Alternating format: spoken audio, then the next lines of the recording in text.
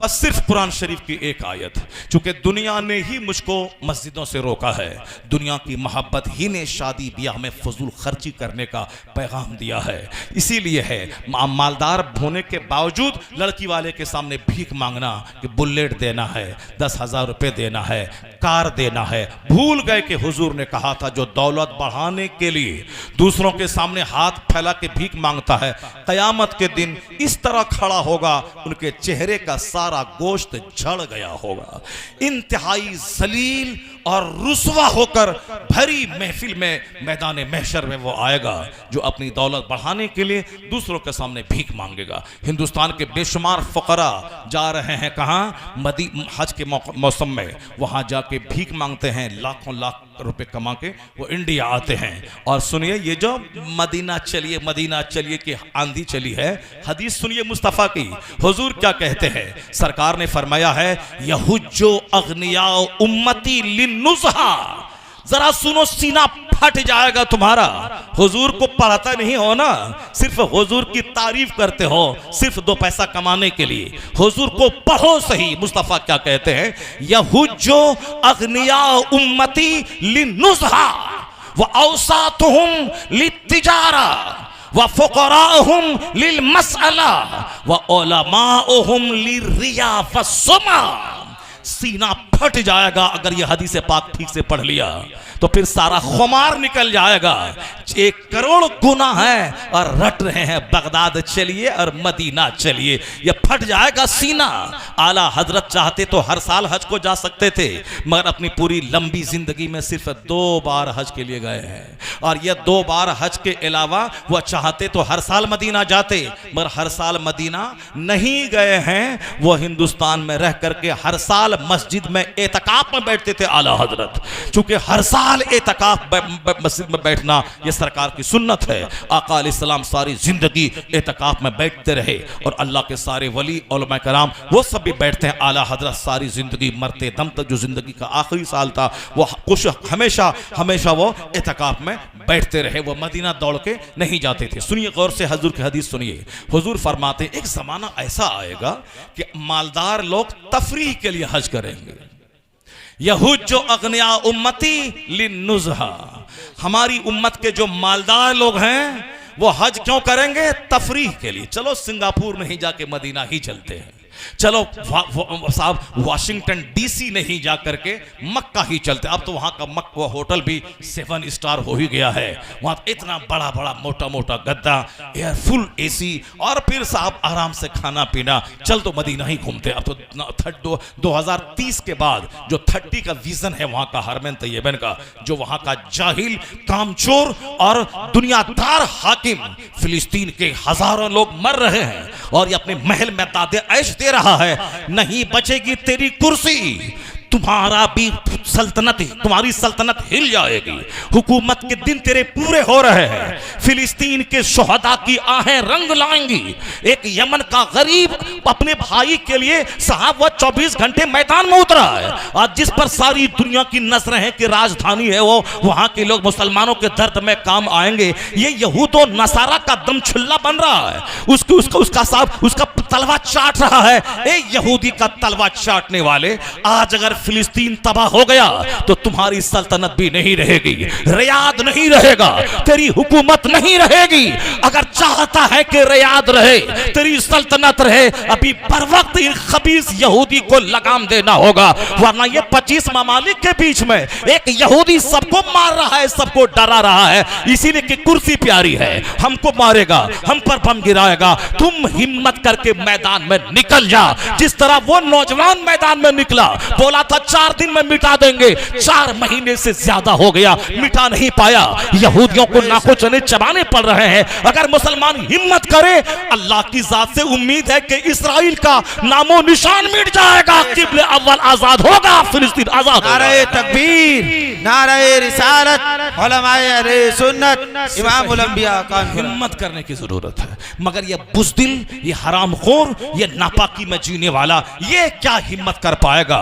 इसको यहूदी भी तड़पा तड़पा के इसे भी मारेगा।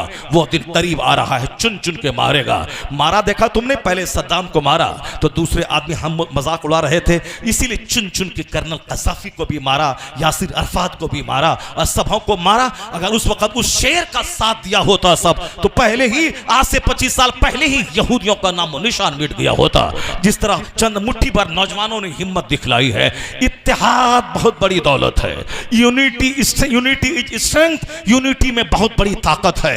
अल्लाह ने कहा यहूदो नसारा से दोस्ती मत करना, मगर दोस्ती करके ये तबाह हो बर्बाद हो गए। अब जरा गौर से सुनिए, इन लोगों ने मक्का मदीना को इस तरह सजा रहा है ताकि लोग घूमने के लिए वहां आए। पहले जब जाते थे लोग हज करने के लिए, मिट्टी रहती थी, वह मिट्टी पांव में लगती थी, उस मिट्टी को लोग आंखों में लगाते थे और वह मिट्टी पे चलने में जो मजा आता था, 1400 साल पहले की तारीख उसकी निगाहों के सामने रक्स करने लगती थी। और आज एसी में रहना, एसी में घूमने की वजह से घूम तो लेता है, माला तो पहन के एयरपोर्ट से घर आ जाता है, मगर रूहानियत रास्ते ही में लुट जाती है। हज सिर्फ दिखावा है, सिर्फ रियाकारी है, मक्कारी है। हुजूर ने क्या कहा? मेरी उम्मत के मालदार तफरीह के लिए हज करेंगे। एक जमाना ऐसा आएगा मेरी उम्मत के मिडिल क्लास के लोग जो होंगे, बीच क्लास के लोग, ये तिजारत के लिए हज करेंगे। जैसे अभी टूर ऑपरेटर का एक सैलाब आया हुआ है कि हम 10 आदमी को लेके जाएंगे और वो उम्रा करेगा, हम पैसा कमाएंगे। एक सैलाब है टूर ऑपरेटर का। हर वजू खाने में, हर मस्जिद की दीवारों में हर आदमी टूर ऑपरेटर बन रहा है। 5 हमको आइए, हमको दीजिए, 5 आदमी हमको दीजिए, 4 हमको दीजिए। हुजूर ने क्या फरमाया? मेरी उम्मत के मिडिल क्लास के लोग तिजारत के लिए हज करेंगे, मालदार नुज़हत तफरीह के लिए हज करेंगे। और हुजूर ने क्या कहा? मेरी उम्मत के जो फुकरा होंगे, गरीब होंगे, ये गरीब मांगने के लिए हज करेंगे, ये मांगने के लिए। जिस तरह अभी पाकिस्तान और इंडिया के लोग, वहाँ बांग्लादेश के लोग खास करके आगे रहते हैं, यहाँ का अपाहिज, लूला लंगड़ा सबको लिया, वीज़ा पासपोर्ट किया और ले गया, वहाँ छोड़ दिया। और रोज़ाना के हिसाब से लाखों रुपए बांग्लादेश, पाकिस्तान, इंडिया के वैल्यू के हिसाब से हो जाता है। और इतना रुपया बांध के वो आता है, 1 लाख उस अपाहिज को दे दिया, बाकी करोड़ों रुपए अपना कमाया।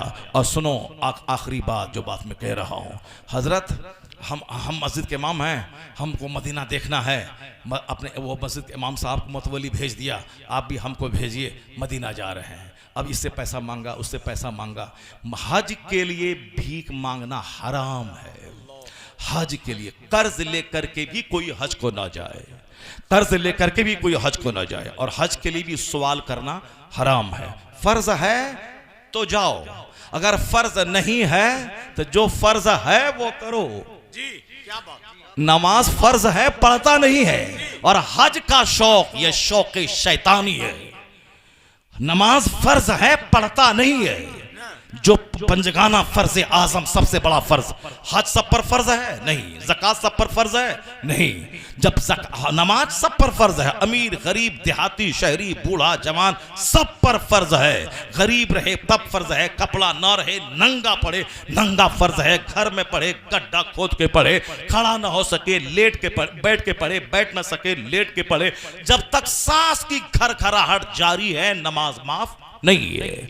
नमाज पढ़ने में पैसा नहीं लगता है, मगर हज सब पर फर्ज नहीं है। जिसके पास माल है उस पर हज फर्ज है, जिसके पास माल है उस पर ज़कात फर्ज है।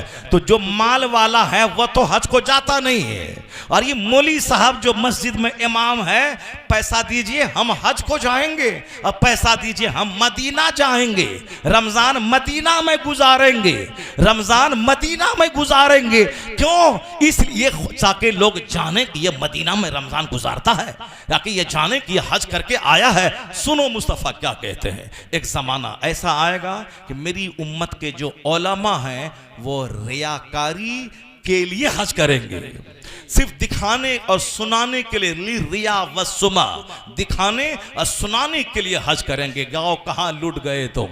यहाँ है कि साहब हुजूम जा रहा है, हम जा रहे हैं, जो फर्ज है वो अदा नहीं कर रहा है, और जो फर्ज नहीं है उसका शौक अगर दिल में है, यह शौक शैतानी है।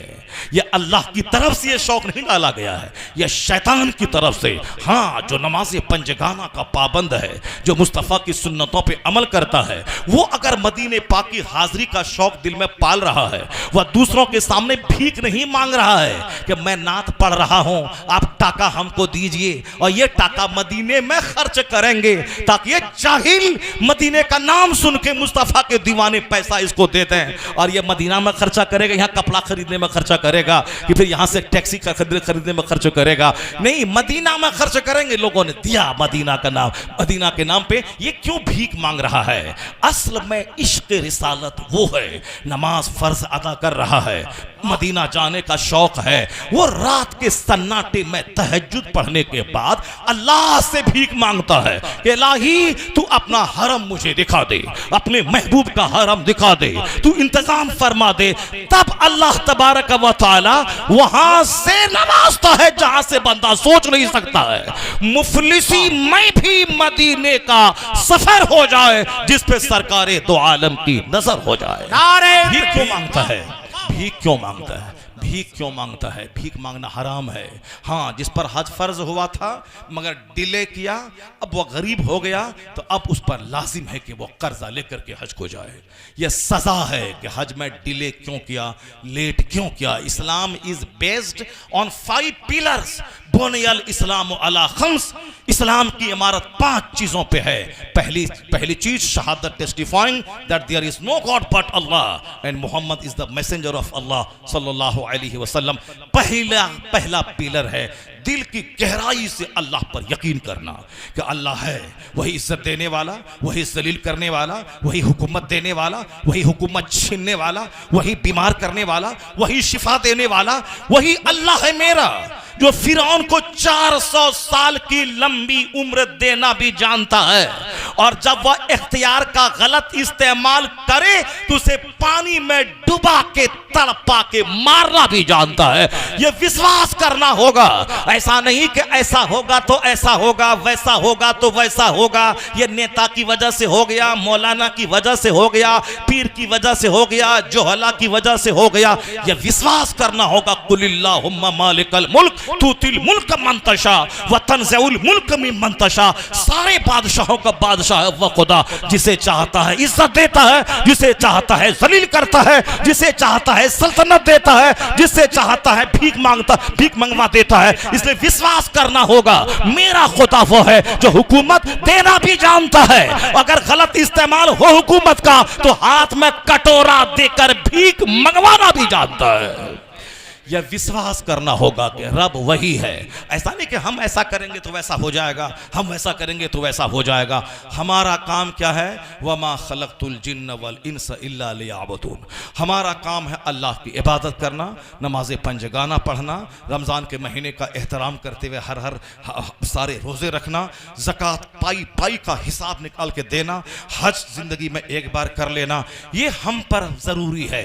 अखलाक और आदात अच्छे करना, माँ बाप की खिदमत करना, पड़ोसी से अच्छे सलूक करना, एक अच्छा वेल मेंटेन्ड पर्सनैलिटी का मालिक बनना।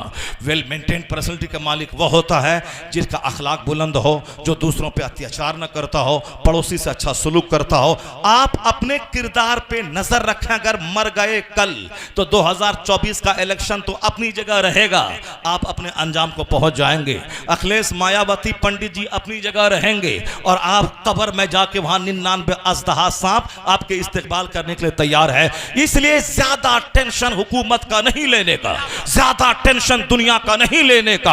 अपने बच्चे को पढ़ाएं, उसको मकसद हयात बताएं, अल्लाह का डर उसकी घुट्टी में पिलाएं। अगर कोई हुकूमत वाला बोले दाढ़ी मूंड तब नौकरी दूंगा, कोई लड़की बोले कि तुम कलमा छोड़ तब मैं तुझको मिल जाऊंगी, तो मेरा बेटा इस काबिल रहे कि नौकरी मिले ना मिले, वह बोले मजदूरी करके खा लूंगा मगर ईमान का सौदा नहीं करूंगा, सारी जिंदगी कुंवारा रह जाऊंगा मगर ईमान का सौदा नहीं करूंगा। अगर बेटी की घुट्टी में पिलाया और कोई लड़का 5 करोड़ देके तेरी बेटी का ईमान लूटना चाहा तो तेरी बेटी बोलेगी जिंदगी भर कुंवारी रह जाऊंगी, इस्लाम का सौदा नहीं करूंगी। तुम पर मकान बनाना फर्ज नहीं है, अपने बच्चों की गुट्ठी में इस्लाम पिला देना फर्ज है। क्या बात है, जिंदाबाद, नारे तकबीर, नारे रिसालत, मसलके आला हजरत, जश्ने दस्तारबंदी, तालीम, इसके अलावा और कुछ नहीं। अगर तुमने अपने बच्चों को नहीं पढ़ाया, अपने बच्चों को अच्छी तालीम नहीं दिलाई, तो याद रखना तेरे बच्चे का दीन ईमान सब लूट जाएगा। वह माइक में घुसेड़ के बोलेगा ये जहां जीना है तो ये बोलना पड़ेगा, तो तुम्हारा बोलेगा हाँ क्या करें, अब तो जो मरने के बाद जो होगा देखा जाएगा, यहाँ तो रहने के लिए तो बोलना पड़ेगा। वह बोल देगा। जनाबे बिलाल को चटाई में बांध के धुआं दिया जाता था और कहता था छोड़ इस्लाम, मगर बिलाल कहता था तेरे बस में जितना है तू सब तकलीफ दे के आजमा ले, बिलाल इस्लाम की रस्सी को छोड़ने वाला नहीं है। ये बात कब पैदा होगी? जब बंदा अपने से इस्लाम को समझ लेगा, इस्लाम का महत्व जानेगा। आखिरत का एक दिन 50,000 साल के बराबर है और दुनिया का 100 साल 1 मिनट है अल्लाह के नजदीक। तो 1 मिनट का वैल्यू नहीं है, वैल्यू है वहां का जहां का एक दिन 50,000 साल के बराबर है। इसीलिए अपने घर में आखिरत का चर्चा, कुरान शरीफ का चर्चा बहुत जरूरी है। कुरान में सबसे बड़ा टॉपिक आखिरत है। सबसे ज्यादा जिस मैटर को कुरान शरीफ में जगह दिया गया है वो आखिरत है, वो जन्नत है, वो जहन्नम है। यही है पूरा 30वां पारा पढ़ लीजिए ना, अम्मा यतसालून से लेकर क्लोज बेरे बिन नास तक हर सूरत में सिर्फ क़यामत का चर्चा, जहन्नम का चर्चा, जन्नत का चर्चा। सूरे मुल्क उठा के देखिए, सूरे दुखान पढ़िए, सूरे यासीन पढ़िए, सूरे मुज़म्मिल पढ़िए, सूरे हदीद पढ़िए। कुरान पाक में जिस आयत को टच कीजिए सिर्फ आखिरत की ही बात है। और सबसे ज्यादा कम चर्चा हमारे और आपके घर में जिसका होता है वो आखिरत है। सबसे ज्यादा कम चर्चा, डॉक्टर बनना है, इंजीनियर बनना है, प्रोफेसर बनना है, डीएम बनना है, यह सब चर्चा डेली है। मगर जन्नती बनना है, अच्छा इंसान बनना है, नमाजी बनना है, मुस्तफ़ा का गुलाम बनना है, हराम काम से बचना है, फर्ज वाजिब सुख से अपने आप को सजाना है, यह चर्चा ही नहीं होता। अब अगर बच्चे काफिर हो जाएं तो कसूर तो बाप का है जिसने बच्चों को इस्लाम सिखाया ही नहीं। वो तो दुनिया को देखता है कि हाव भाव मकान क्या है, इसी को देखता है। सुनो, रियाजुस सालिहीन में एक रिवायत है, वह 3 बच्चे, जिन 3 बच्चों ने माँ के गहवारे में बात की है, वह 3 बच्चे में एक बच्चा तो जनाब ईसा अलैहिस्सलाम है। जिस वक्त उन्होंने माँ की गोद में बात किया है कि ऐ लोगों मैं अल्लाह का बंदा, अल्लाह का रसूल हूँ, उन्होंने गवाही दी। जब लोगों ने उनकी माँ पे इल्जाम लगाया कि ये बच्चा कहाँ से आया, तो जनाब मरियम ने इशारा किया जनाब ईसा की तरफ, तो जनाब ईसा अलैहिस्सलाम ने ये कहा कि इन्नी अब्दुल्ला। वह बात कही आपने। फिर नॉर्मल जब बच्चा बोलने लगता है उस उम्र में जाके आपने बात की। और एक बच्चा वो जो बच्चा माँ की गोद में बैठ के दूध पी रहा था और सामने से एक शख्स घोड़े पे सवार जर्क बर्क लिबास पहन के ठाठ बाट के साथ मस्ती करता हुआ अपने गुलामों की झुरमुट में जा रहा था। माँ का दिल सॉफ्ट और नर्म होता है। माँ तो कहती है कि मेरे लाल का मुस्तकबिल रोशन हो, मेरे लाल का हाथ दूध और चावल में हमेशा डूबा रहे, मेरे लाल को कोई तंगी ना हो। हर माँ तो यही चाहती है। माँ फितरी तकाजे के तहत ये हाथ उठा के कहने लगी, ए अल्लाह, ये जो नौजवान जर्क बर्क लिबास पहनकर अरबी घोड़े पे सवार होकर अपने नौकर गुलामों की झुरमुट में शान और शौकत से जा रहा है, ए अल्लाह, मेरे बेटे को इनकी तरह बना दे, मेरे बेटे को इनकी तरह बना दे। क्योंकि आज हर आदमी दूसरों का घर, मकान, गाड़ी, मॉल, माल ये नहीं देखता कि माल हराम का है कि ईंट हराम की है। नहीं, वहां जाके चापलूसी करना, तलवा चाटना, तारीफ करना, 10 मिनट तक बैठ के फिर 2-4 टका लेके अपना घर जाना, ये काम हमारे भाई भी करते हैं। 1 घंटे तक बैठ के नहीं देखा कि सूद का पैसा है कि शराब का पैसा है, मार्बल, ग्रेनाइट तारीफ किया।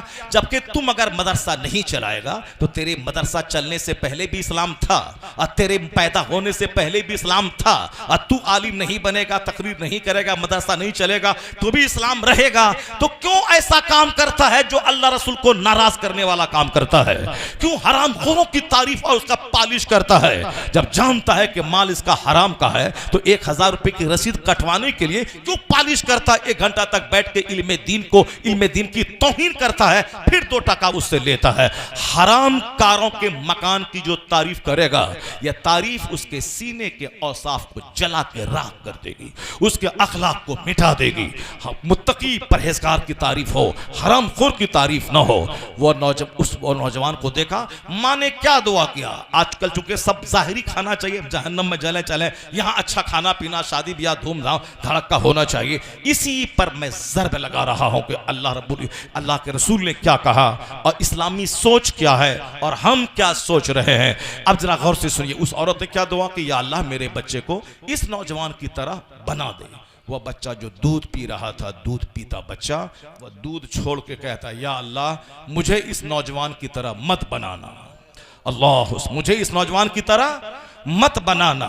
मोहम्मद अली भाई की नात में तो खूब उछल कूद रहे थे आप लोग। ये हदीस सुना रहा हूं, कोई सुभान अल्लाह बोलने वाला नहीं, कोई सुभान अल्लाह बोलने वाला नहीं। जरा जोर से बोलो सुभान अल्लाह। सुभान अल्लाह। कोई तकरीर सुनाने वाला नहीं मिलेगा तो मैं पागल ही हूँ जो मैं सिर्फ इस्लाह की बातें करता हूँ। वरना हमारे दूसरे साथी आए, एक कहानी का नमक मिर्च लगाया, धड़ाम किया, अपना चलता बना, टका लिया और चल गया। वो तो ये मजनू, ये पागल है जो चाहता है कि चाहे टाका मिले ना मिले, प्रोग्राम हो ना हो, 5 आदमी अगर नमाजी बन गया तो 50 खरब का मकान बनाने से ये काम बेहतर हो गया।